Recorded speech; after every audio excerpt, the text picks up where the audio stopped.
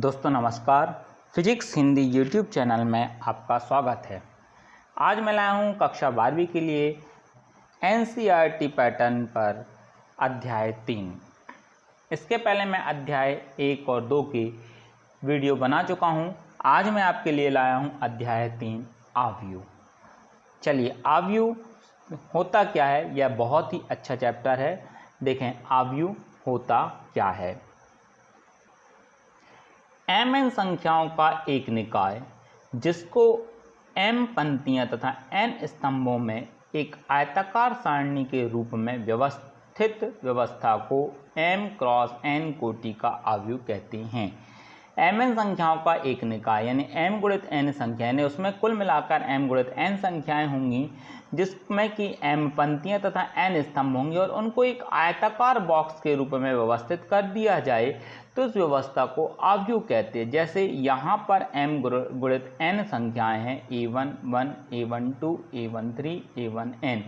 ये पहली पंक्ति कहलाएगी, n अवयव हैं a21 a22 a23 a2n। ये दूसरी पंक्ति कहलाएगी, इसमें n अवयव हैं a1m am1 am2 am3 amn। ये mवीं पंक्ति कहलाएगी जिसमें n अवयव हैं और एक स्तंभ, दूसरा स्तंभ, ये तीसरा स्तंभ और ये mवां स्तंभ। अतः इसमें जो अवयवों की संख्या है वह m क्रॉस n है और इस व्यवस्था को हम आव्यूह कहते हैं।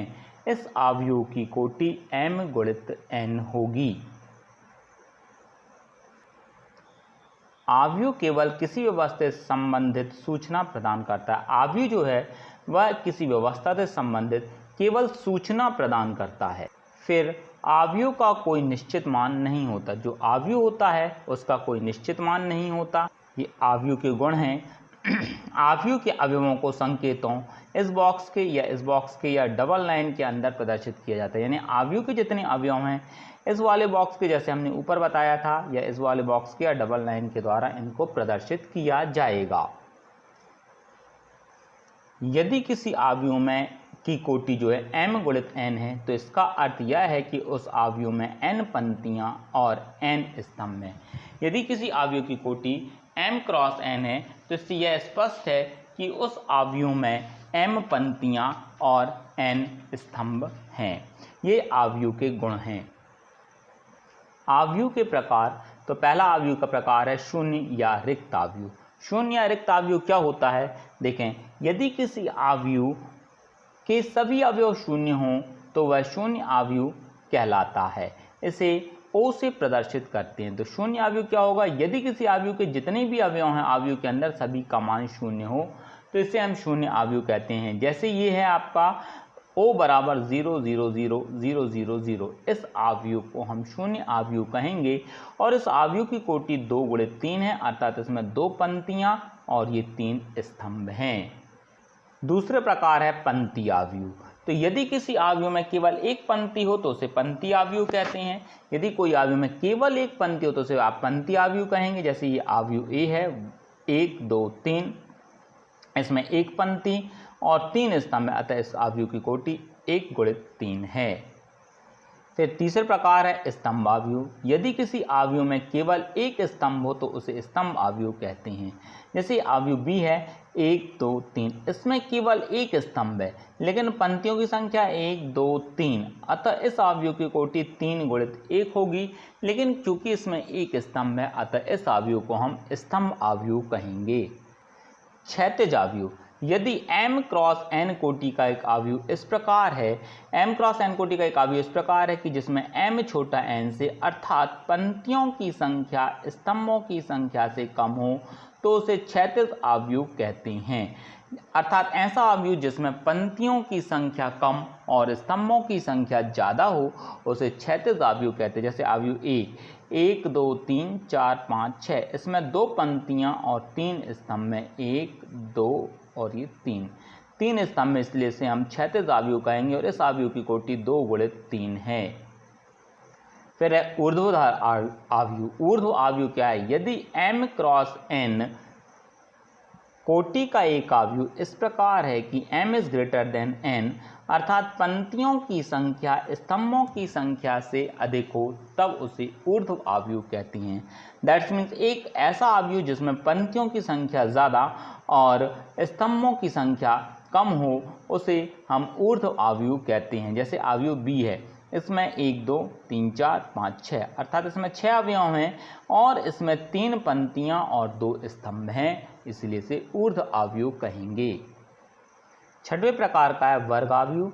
यदि m क्रॉस n कोटि का एक आव्यूह इस प्रकार है कि m बराबर n अर्थात पंक्तियों और स्तंभों की संख्या बराबर हो तब उसे वर्ग आव्यूह कहते हैं।